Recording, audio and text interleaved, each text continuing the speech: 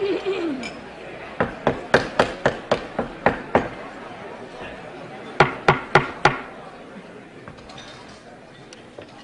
afternoon, and welcome to the National Press Club. I'm Vivian Valberg, president of the club and correspondent for the Daily Oklahoman. I want to welcome all those National Press Club members and guests who are in our audience today, and also those listening to this luncheon live over the more than 260 stations of the National Public Radio Network. In addition, this luncheon will be carried on a delayed basis by the more than 1,100 cable television stations affiliated with C-SPAN, the Cable Satellite Public Affairs Network. If you have questions for our speaker, and I hope that you will, please write them on the cards which are at your table and send them up to me. I'll ask as many as time permits. You should know that our speaker next Monday will be Senator Robert Dole, chairman of the Senate Finance Committee. And on Thursday, our speaker will be Alan Newharth, chairman and president of the Gannett Company, which has just introduced a new national newspaper. Now for the introduction of our distinguished head table guests. If you will withhold your applause until I've finished introducing them all, and if they would stand as I call their names. The Washington Bureau Chief of the Scripps League newspapers, who organized today's luncheon, Lee Roderick. The United States Deputy Chief of Protocol, Thomas Nassif. The Minister of Trade of the Philippines, His Excellency Roberto Ungpin. National Editor of Hearst Newspapers, Joseph Kingsbury Smith. The Assistant Secretary of State for East Asian and Pacific Affairs, the Honorable John Holdridge.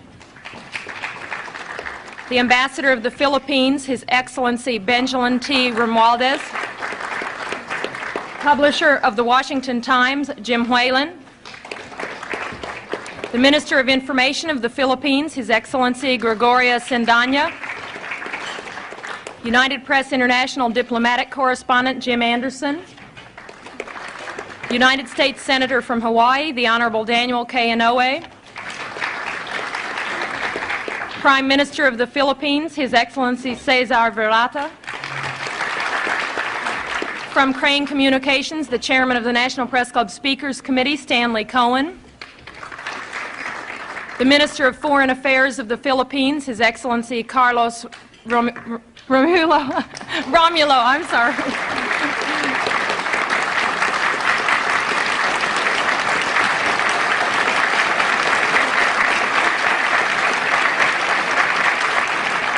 The Associated Press Diplomatic Correspondent, George Guetta. The Minister of Defense of the Philippines, His Excellency Juan Ponce Enrile. American Ambassador to the Philippines, the Honorable Michael Armacost. President of the National Press Club of the Philippines, Ben Rodriguez. Assistant General Counsel, International Affairs of the Treasury Department, Russell Monk. And the Chicago Tribune Diplomatic Correspondent, John McLean.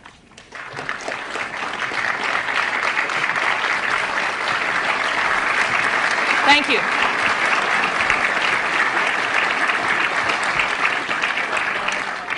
Our speaker today is the President of the Philippines, Ferdinand Marcos.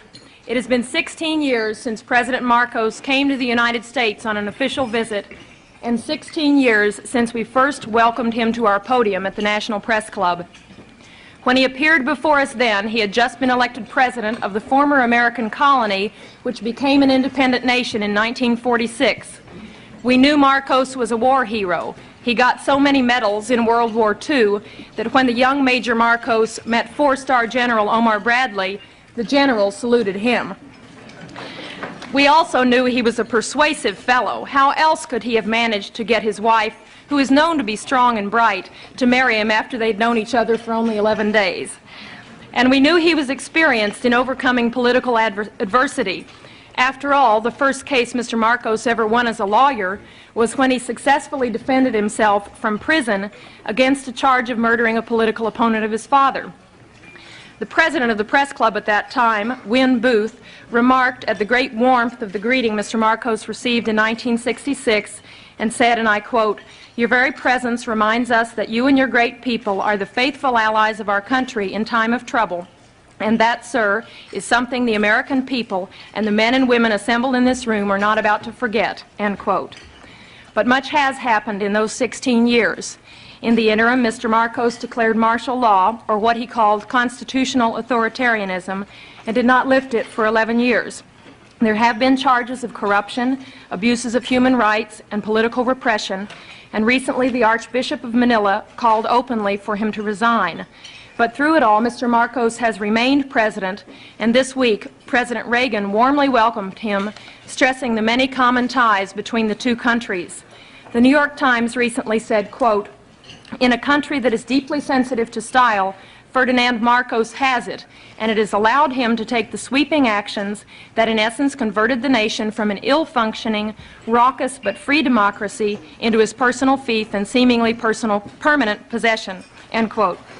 President Marcos comes to us today as the head of a nation with a long friendship with the United States, a nation considered crucial to America's defense strategies in Asia. We are eager to hear what Mr. Marcos has to say. It's my pleasure to present to you Ferdinand Marcos, President of the Philippines.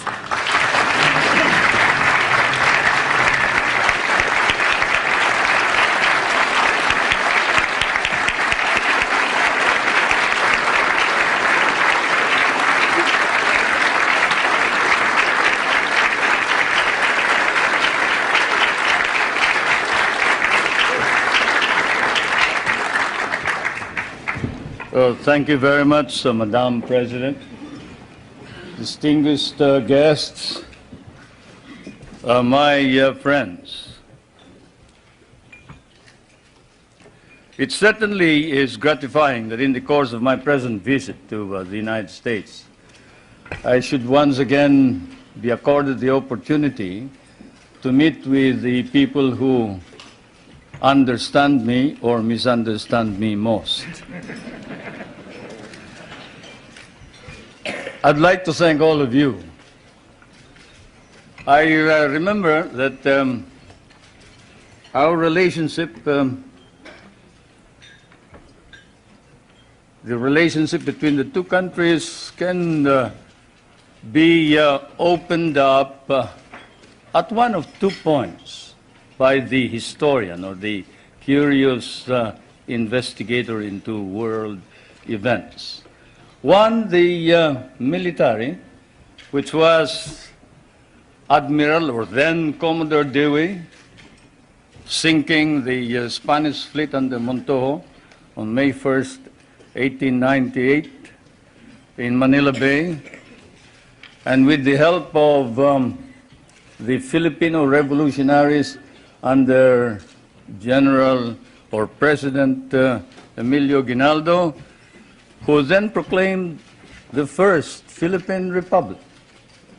Incidentally, President Emilio Aguinaldo was the grandfather of Prime Minister Cesar Virata, who is here. My grandfather only commanded the revolutionary forces. We have changed places since then. Either that point of entry is chosen or the more sedate commercial one 100 years back. 1796, the brig Astrea, sailing out of Salem, Massachusetts, towards Lisbon, and then to Manila, selling her wares there for 5 months, carrying that amateur and self-taught mathematician and navigator, Nathaniel Blow-Ditz, whom you must have heard, who later, in 1806, authored The Practical American Navigator, for he had discovered the simple way of determining longitude through the long voyage across the Pacific. The American government bought the rights after 2 editions, and it has become standard text for all those who study salesmanship from Kings Point to Annapolis. Either way, It has been dramatic and historic, and it was always to be so. There was always extreme on both sides, enmity, if not enmity, extreme friendship, a relationship of love, hate. And this is my fate and destiny. I thank you all for this privilege and this honor. It may be said that an official journal like mine ought always to visit with this press association, for as someone once observed correctly, the American press is, of course, the fourth branch of government in this country. And then also it is well to remember that the so-called solicitude with which Americans regard developments in the Philippines is perhaps now more pronounced than in the devoted reportage by the American press on our country. This skein of the American interest of the American press notwithstanding, there is, I fear, some confusion in this country of what is happening in the Philippines today. It has been one of the shocks I encountered while preparing for my present journey, and also upon arrival here in Washington, to read in one of your outstanding papers a statement to the effect that the Philippines is still under military rule, which it is not, and that there is no civil government. Such misstatements, whether intended or otherwise, conveniently merge with more accurate reporting about the true situation in the country, resulting in much confusion and misimpressions about our country, require clarification. So perhaps I should begin by stating first a few basic facts about our country without too much embroidery. The Philippines is a republican state with a duly elected government at national and community level. We have a national constitution duly drafted by a constitutional convention elected and convened in 1970 and duly ratified by our people in 1973. Under that constitution, ours is a modified form of presidential government with a National Assembly constituted by assemblymen elected by regions in 1978 and a president directly elected by the people in 1981. Legislative power is vested in that National Assembly, while the executive power is vested in the president. And the party in power, the party that won the most number of members in this National Assembly, choose the leader of the legislature, and the leader is the Prime Minister, and he's no other than Prime Minister Cesar Virata.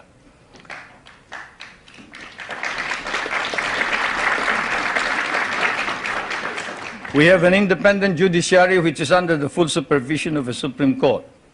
While it is claimed that human rights are not protected by the courts, or that civil rights are not duly enhanced by the Constitution, because there is no way of seeking, say, the remedy of a writ of habeas corpus.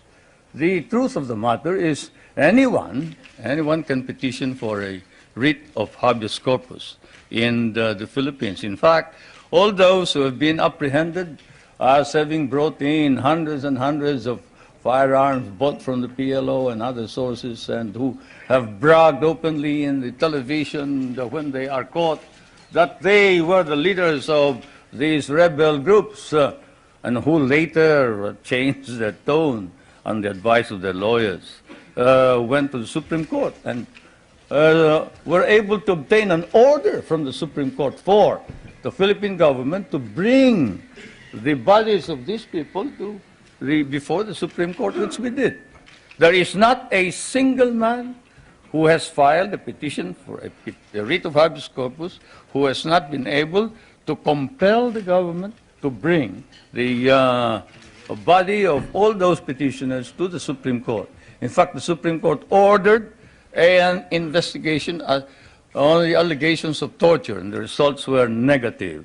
The doctors testified that they examined all of these persons, all these petitioners, during the period of confinement, and they never complained about any mistreatment or torture. And some indiscreet remark indicated that this was merely said on the advice of the lawyer as a preparation for defense in the criminal trial. Now let's review the overall measures. All measures that have been issued by the President were issued at his instance alone? No. They are issued after a meeting of what is known as the party caucus. You who have studied constitutional law know that in a modified parliamentary or presidential form of government, the President actually doesn't make the decisions. He may lead the party, and therefore in the caucus he may exert influence in the caucus, but the caucus decides what is going to happen. What is the policy to be adopted? In fact, our Constitution institutionalizes this procedure and states that the program and policy of government shall be adopted by the Cabinet, submitted to the President for approval, but shall be responsible to the members of the National Assembly or the Batasang Pambansa, and for which the Prime Minister must stand. If he is rejected, then he must quit. He must resign, and a new Prime Minister must be appointed. Now, all cases are appealable to the Supreme Court, including cases of security against the state. We have a system of local government and administration throughout the country. In all, there are 73 provinces, 60 cities, 1,502 municipalities, 42,000 barangays, in each of which there are regular elections. Barangays are the villages. We just had elections this year. The election for president occurred in 1981. Under the Constitution, the people have a right of recall. They can recall anyone who has been elected by 1/5 of all the voters who voted in the last elections. A vote of 1/5 will suffice to call a new election for any given post. Our Constitution likewise provides for a Bill of Rights, which guarantees protection of the political and civil rights of all individuals, regardless of color or creed. Incidentally, that statement allegedly made by Cardinal Sin has been denied by Cardinal Sin. I was surprised that you haven't heard about it. This just goes to prove that there is some time lag when you move towards the West.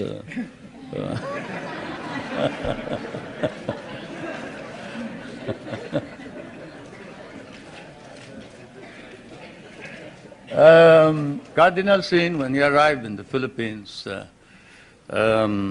appeared before some of our friends and said, look, there is no quarrel between the church and state, and the church and state are separate. I have no intention of intervening in political affairs. I have not stated that the president should resign. That's his business. That's the business of the people. He was elected by the people, and I'm not about to say anything about this. That's why I'm surprised that here you make much of it. But I suppose that's part of news. It's good copy.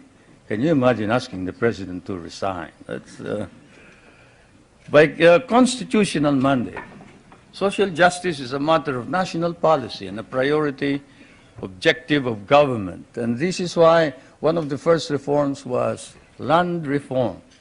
You know, when I proclaimed martial law, I didn't proclaim martial law alone. I didn't proclaim martial law alone. It is made to appear as if I just signed the decree and said, I impose martial law on each and every one of you. No. I asked the legislature to please pass a law proclaiming martial law because there was anarchy in the country. Now, let me say this. The opposition was strong, and they were members of the Security Council, and somehow they had adopted a resolution which required that there be a unanimous vote for the armed forces to be able to move And therefore, the armed forces was immobilized. At the same time, I asked the opposition party to come and join me in a coalition government. I offered one half of the cabinet. And of course, they laughed at me and said, why should we join you? We're going to take over the government. By the time you are through with the exercise, you're dead, politically and otherwise. So, and they refused to join me. I asked the advice of the judiciary. I asked the Supreme Court justices, the Court of Appeals justices, and the members of the private sector. And all of them told me there's only one man who can proclaim martial law, and that is the president. And you are it. You are the only one who can proclaim martial law. This is why I must carry this particular mark in our history. I could not have transferred it to the legislature. Why? Because the legislature did not have the power. What does the Constitution provide? The President shall be the Commander-in-Chief of the Armed Forces of the Philippines, and he may order the armed forces out to quell any disorder, riot, rebellion, invasion, insurrection, and in case of invasion, insurrection, rebellion, or imminent danger thereof, when the public safety requires it, he may suspend the privilege of the writ of habeas corpus or proclaim martial law throughout the Philippines or any part thereof. What does that provision provide? It provides that only the President can proclaim martial law. I repeat, that is why I had to assume responsibility. And I am not one for shirking duty. The people said there was necessity for proclaiming martial law. And the people said, you are the only official who can proclaim martial law. So I proclaimed martial law. And I sincerely believed that it was necessary to proclaim martial law to install order and stability, because there was complete anarchy throughout the country at the time. Now, therefore, at that particular period, what was the status of our government? Our government was immobilized, impotent. The armed forces could not move out. The industry was not at all in any way moving. There was no income coming into government. Everybody was running away. They burned the U.S. Partly burned the U.S. Embassy, tried to burn it anyway. They tried to kidnap the American ambassador. American ambassador was Byroad, Ambassador Byroad. And they tried to kidnap our foreign minister, Romulo, whom you just saw today. And I told him, you better disappear because I will not ransom you.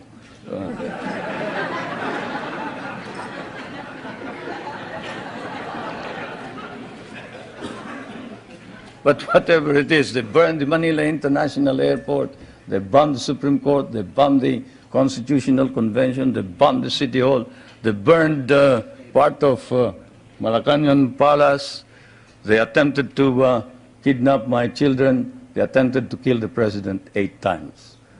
There was, of course, an attempted assassination against the First Lady. You all know about that. And this required that I immediately act on it, and so I did. Now, we established land reform. We were fighting a group known as the Hukbalahap, Hukbong Nagpapalaya ng Bayan.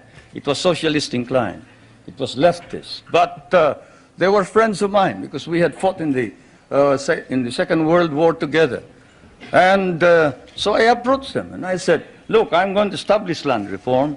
If you're fighting for land reform against the feudalistic agrarian system, then you must join me.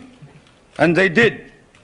I want to introduce to you the leader of that rebellion, who is now present and is a part of the government, Mr. Luis Taruk.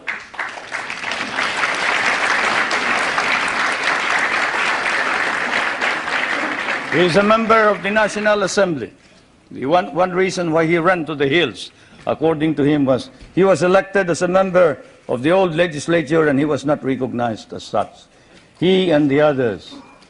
Now I want to introduce to you another leader of the Free Farmers Federation, which is also composed of farmers who wanted reform, but who are fighting for reform, but who are now joining in the effort to establish political stability and economic prosperity throughout the country, and who was Dean of the College of Law of the University of Ateneo, but abandoned his deanship in order that he may join in the effort to attain the noble mission of this new society. I refer to National Assemblyman Jerry Montemayor,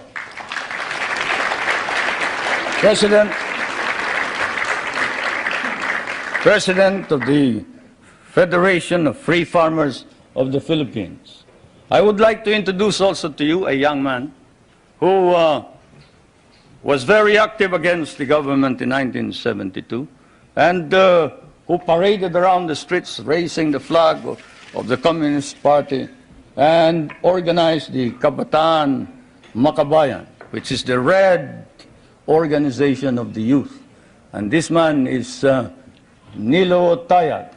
Is he here? Anyway, he is somewhere around here.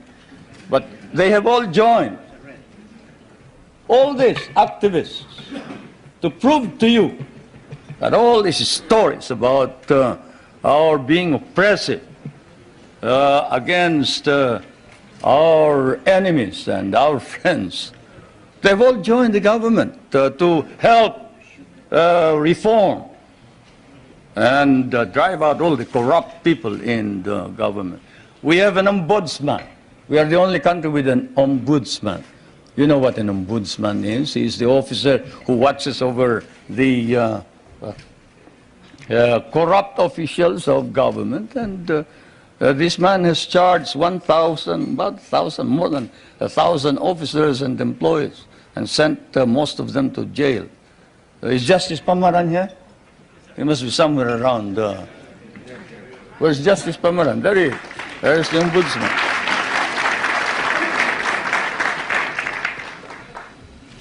And we have not deprived anybody of private property. On the contrary, while we are a free enterprise society, we have an egalitarian base.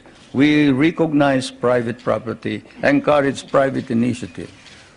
Our Constitution explicitly recognizes the importance of developing the national economy and protecting the patrimony of the nation. In line with this, a National Economic and Development Authority has been created for the purpose of planning and coordinating economic development plans. I chair that Economic Development Commission. Now, I did not come all the way here to recite these basic facts to you, but it is best that we wrote this at once for they form an important background of understanding the developments in my country. Relations between the United States and the Philippines now span, I'd say 84 years if you mark the Battle of Manila Bay, 184 years perhaps if you mark the brig Salem, from Salem, which when it returned to Salem brought back hides, indigo, lumber, pepper, and paid 24,000 in tariff duties. Many things don't change, not even tariff duties. Anyway, the trade between our countries is covered by a trade agreement. The military and security matters are covered by 3 agreements. Those agreements are, and I will now ask our friends in my staff to distribute these agreements to you, or as many as can receive them. These agreements are the Mutual Defense Pact, the Military Assistance Agreement, and the Military Facilities Agreement, which is due for review this coming year. President Reagan and I have agreed with the members of our cabinet that the review will start in April, probably we'll finish it by August. Through it all, our relationships develop in a way unique to nations so disparate in size and circumstances and so distant from each other. The directions which American colonization took in the Philippines in the political, economic, and military cultural spheres were such that for us, relations with the United States would remain crucial for a while. It is said that language is the greatest conveyor of culture. If that be so, if that wise man who said that is right, then your language has certainly conveyed to my country your culture. And this is why the relationship between our countries is something undefined. Our interests may have diverged in the period after our recovery of national independence in 1946, but this relationship has endured. And the question that is often asked is, does the Republic of the Philippines differ from the American Republic? Yes and no. It doesn't differ in the sense that it is democratic, but it differs in the sense that we have a prime minister, and in the sense that we try and make the legislature and the president or the executive work together. We cannot afford any stalemates. We cannot afford any delays. It is a modified presidential form of government, while yours is a complete and pure presidential form of government. Why did we change this? Because we cannot afford stalemates and deadlocks. Yours is a strong economy and a military power. Ours is a weak country. We cannot afford to delay and postpone decisions pending the debates between Congress and the President or the Prime Minister. The poorer third world countries cannot.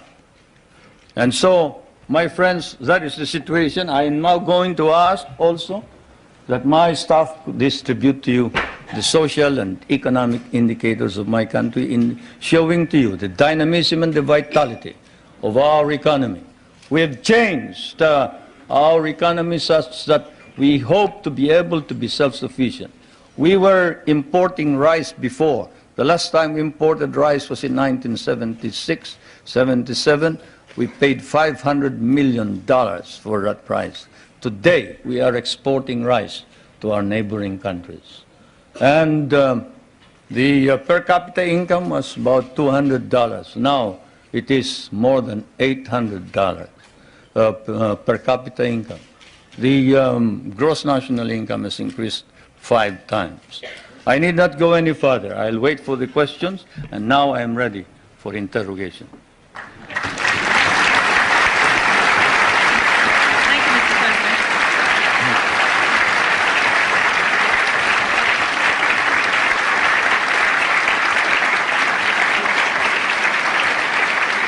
Thank you, Mr. President.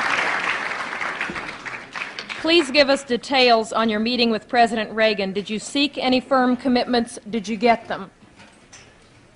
Well, a firm commitment as to when we are going to review the basis, yes.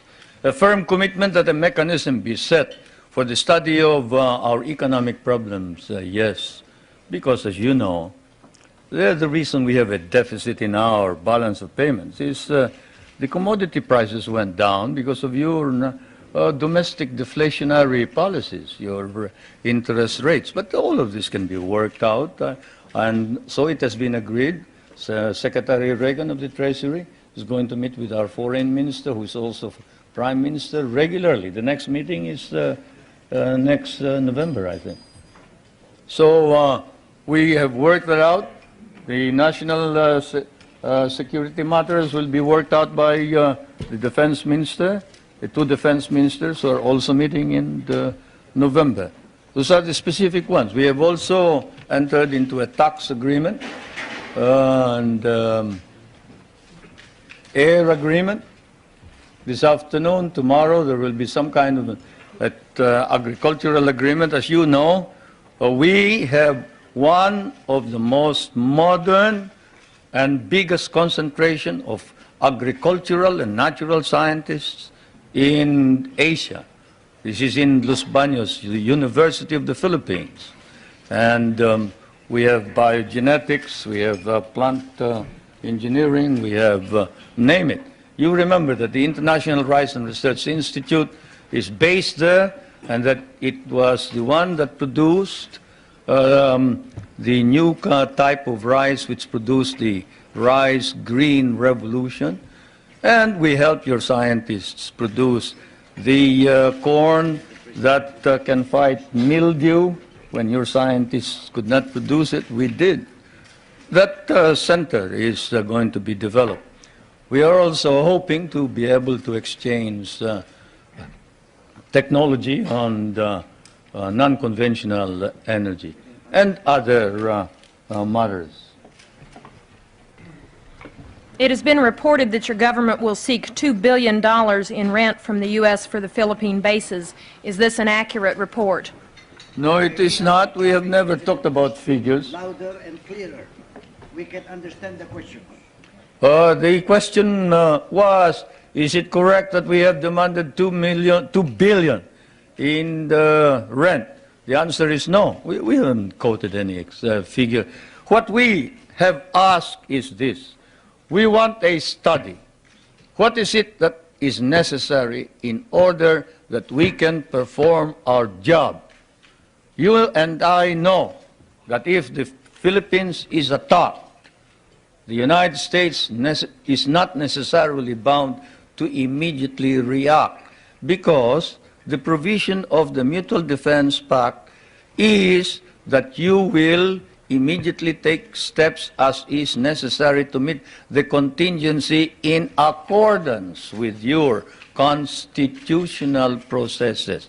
What does that mean? That means that you go to the Senate and the House of Representatives. What does that mean? That means delay while we are dying there.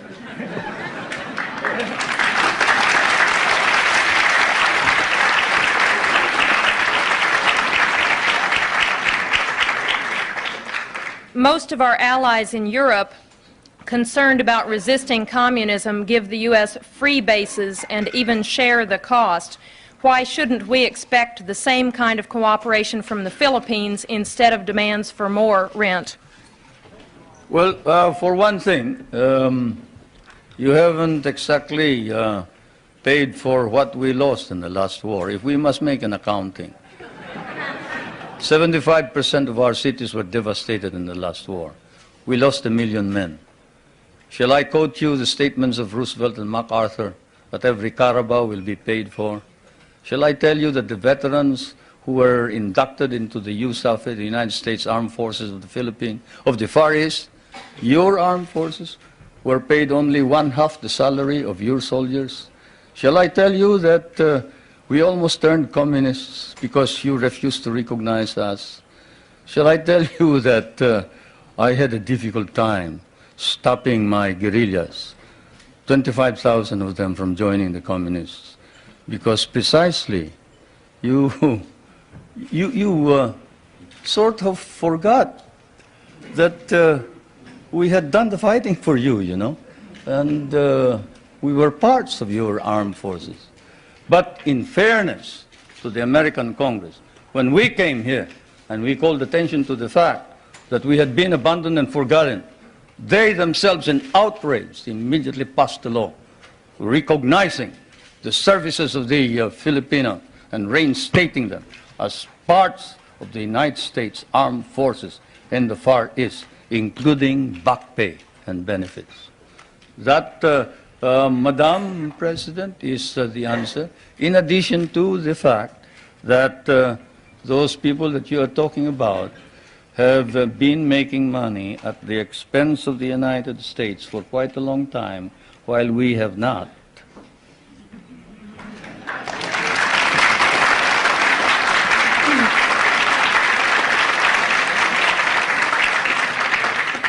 After the attack on Pearl Harbor, U.S. bases in the Philippines could not be defended. Why should we expect that in another war these bases would be more reliable? That's one of the questions that I wanted to find out. Is it true President Reagan has not raised with you any concern about repression and human rights? Well, he sort of spoke of the fact that we have all this constitutional provision. But we did speak of the fact that we must maintain and enhance human rights in general. But this fault finding that we found in some of these reports before isn't there. There is this open-mindedness and fairness which we expected of America and the Americans. The Americans that I know, the Americans who fought beside me, the Americans who bled with me in many a battlefield, was a fair man. He was a just man. He was a courageous man. He was a man who saw right and did right. And it is not fair to accuse the Philippines of any violation of human rights when there has been no violation. Though if there has been any violation, we punish those who have violated. And I now ask that this pamphlet, this particular writing of one of the most celebrated figures, who claims to have, at the beginning of the campaign against my government, claims to have been maltreated by some of the military men, now reports exactly what happened. I ask that my staff distribute the letter of Herrera, Trinidad Herrera. You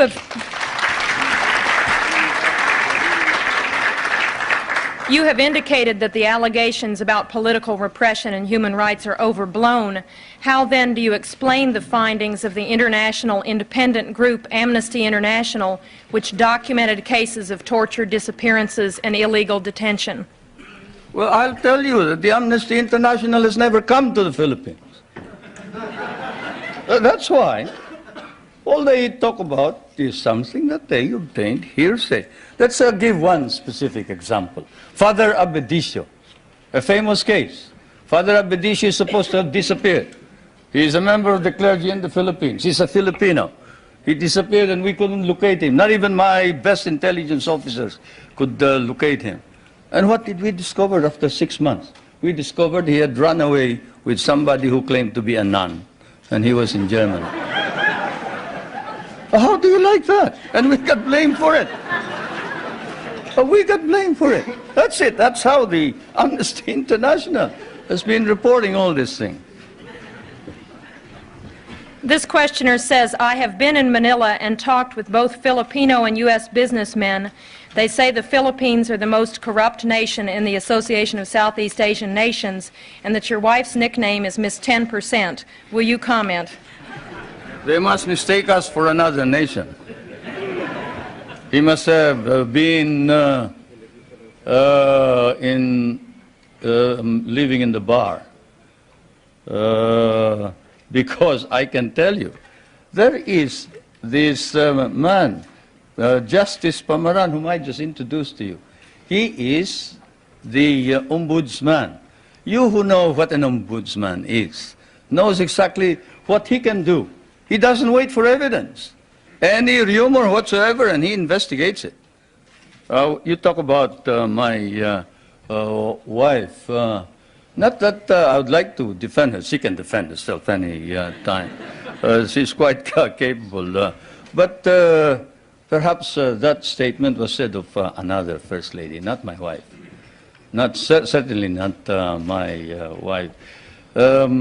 Perhaps I can tell you that the property of the Marcoses has been brought into a blind trust. And not a 2020 blind trust either. It's a real blind trust. And we don't know exactly how that blind trust operates the property. The only property that we have control of are two or three houses. One in the province of my Ilocos Norte, no, two. Two in the province of Leyte, and one in Manila, 5. Then the schooling for the children, up to possibly a doctorate. Beyond that, all income goes into the Marcos Foundation, which is the foundation that embraces all property. Do you think that if there was any corruption by the Marcos family, that we can maintain the present prestige and leadership of the Marcoses in the Philippines? What do you think the Filipinos are? They are a very literate people. Literacy in the Philippines has increased up to 90% nationwide, and in Manila it is 100% literacy. And if there was any indication whatsoever of any of these corruption that you talk about, and whoever said that sounds like he has been in the wrong company. Probably the guys that he was working with may have been engaged in corruption. I'd like to know who they are. Then we'll go after them. But I can assure you, if any public official engages in corruption, he will land in jail. That is definite. What do you say to critics who say your health is poor and you won't be around very long, but your wife may be? Anybody want to try me in the ring?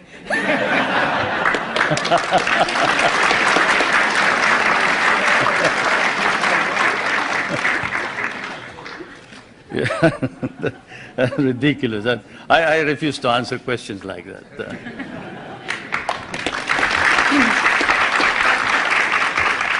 Two related questions. You are indeed a family man. Your wife, your daughter, your brothers are all government officials. Do you think the next president of your country will be a Marcos, and would you like for your wife to succeed you as president? No, no. The problem here, of course, is that one, you do not understand Philippine politics. You see, first of all, my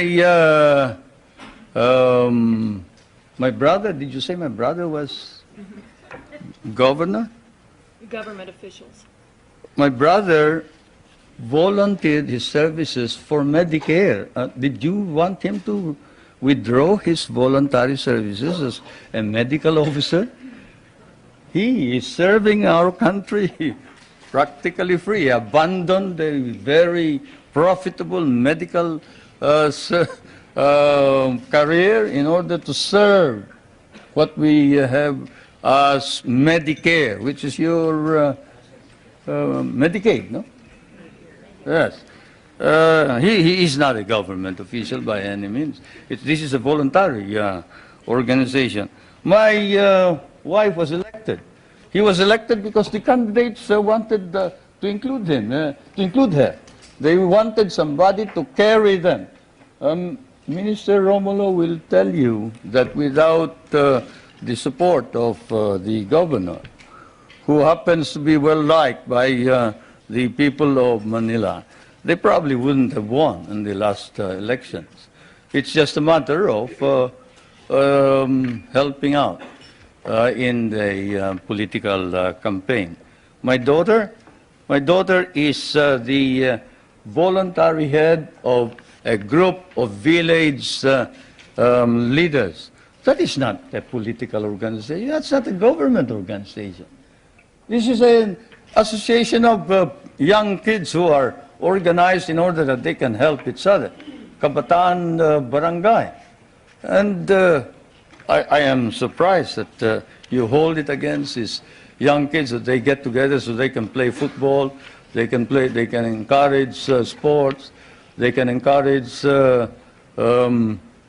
people, the young kids, from going into drugs. Don't you think that you should also organize something here in the United States and get somebody to stop the young kids from going into drugs and instead go into sports? Well, that's what they're doing. Now, with respect to the other officials, the question, of course, doesn't specify. Let me put it this way. As I told you, our government is a caucus government, consensus. When the consensus of the party demanded that I appoint the First Lady as a member of the Executive Committee, I had an agreement with them, and that is that she would not become President or Prime Minister. At the beginning, even Prime Minister Cesar Virata was for the First Lady becoming Prime Minister. But the First Lady and I stood our ground, and we nominated the Prime Minister Virata instead. Now, is that the action of anybody who is preparing to take over as a dynasty? Now, my other daughter, well, she is in Pennsylvania. She's studying voice culture, and she is in anthropology. I don't see what connection that has with politics. Mr. President, your opponents say this trip is costing between $5 million and $20 million. What is the budget for your trip? It's ridiculous. My cabinet is spending only a very minuscule part of that. If there are any people who have joined this group, they are on their own. I'm sorry to say. They're on their own. Do you believe the United States now has a consistent, understandable policy toward the Philippines and East Asia? Shouldn't you ask that of the United States leaders, not me? But as far as I'm concerned, yes, insofar as we can understand. What I see is a resurgent American nation under a new leadership, trying its very best, earnestly trying to arrest decline and slide in prestige and in policy, in domestic and foreign policy. That is what we see from the outside. There is an earnest effort to prevent drift and confusion. Now, we would like to encourage that because among the small nations, there is no possibility of any progress so long as there is instability throughout the world. And so, as I said last night, what I see now, 16 years after my last visit, actually my last visit was when I came to participate in the memorial services of President Eisenhower in 1969, not 1966, 1969. And, but what I see here is while in the past America was in the dark, and there were doubts and misgivings. There were fears that you were tiring, you were weary, you doubted your own strength, you didn't know where you were going. But now there is hope, and the phenomenon, what we see is an America emerging out of the shadows. It's still partly in the shadows, but it's trying to emerge. And certainly under the leadership of President Reagan, it's trying to organize an integrated, understandable foreign policy. And that's what we see.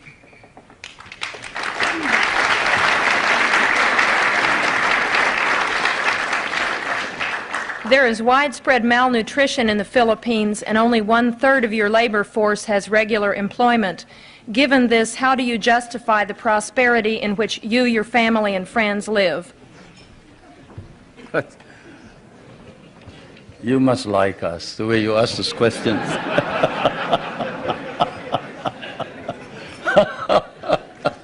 Anyway, I don't know where you get your figures, but the unemployment figure in the Philippines is 4%.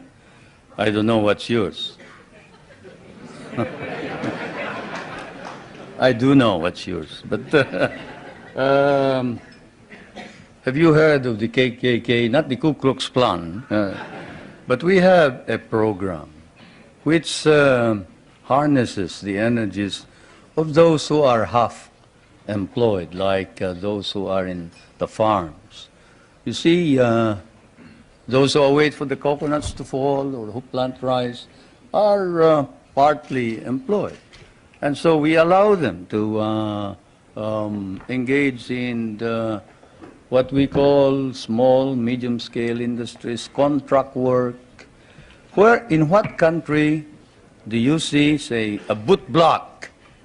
A boot block. Go to a rural bank and say, look, I used to borrow money from this usurious lender here. I borrow 5 pesos in the morning, I have to pay him 6 pesos in the afternoon. Can't you lend me 50 pesos now and I will repay you later on? I have no collateral, I am unknown, I live in the streets.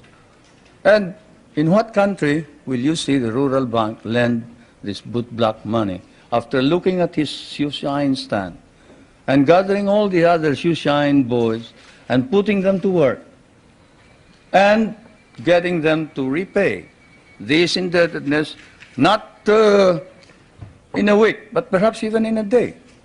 Or fishermen who live a hand-to-mouth existence. Even here, in your prosperous United States, can a poor fisherman go to a bank and borrow money on his name, on his signature? He cannot. But here in the Philippines, he can. A poor fisherman can go to the bank and say, look, I live in so-and-so, and the chairman of my village can certify that I am a poor fisherman. And I would like to organize a group. Can you lend us 5,000 so I can buy a motor, I can buy a net, I can buy a small boat, and we can improve our earnings. And under our laws, we have set aside funds which then are lent out. And we have been able to lend out about 1,200,000,000 pesos under this scheme, and they have been repaid. They have been repaid, and that's the worst part about it, isn't it? Many people don't believe it, but they have been repaid. And so we have a situation where the work ethic has been encouraged. We tell everybody, you don't plant rice, you don't eat rice. You don't work, you don't get anything. But you work. We'll give you the wherewithal. We'll give you the funds. We'll teach you how to work if necessary. And we will see to it that we will sell your products. That's what's happening in the countryside. Not all this talk about corruption and this ridiculous statements about people in government enriching themselves.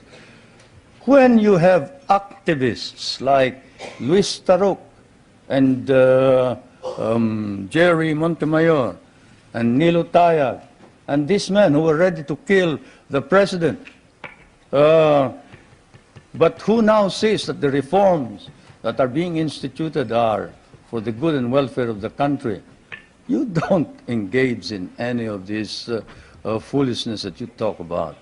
No, everybody is sincere and earnest about making our democracy work.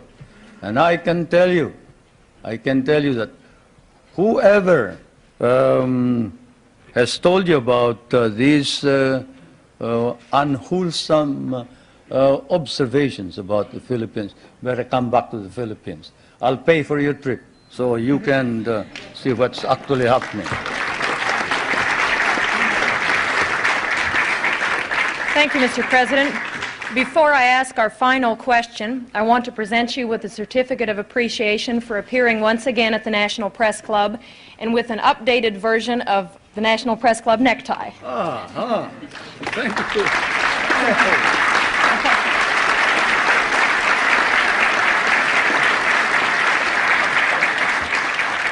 And now our last question. Is it really true, as your biography states, that you were born in a thunderstorm? How should I know? But my mother says so, yes. My mother says so, and I guess if you can't believe your mother, whom will you believe, huh? Thank you very much.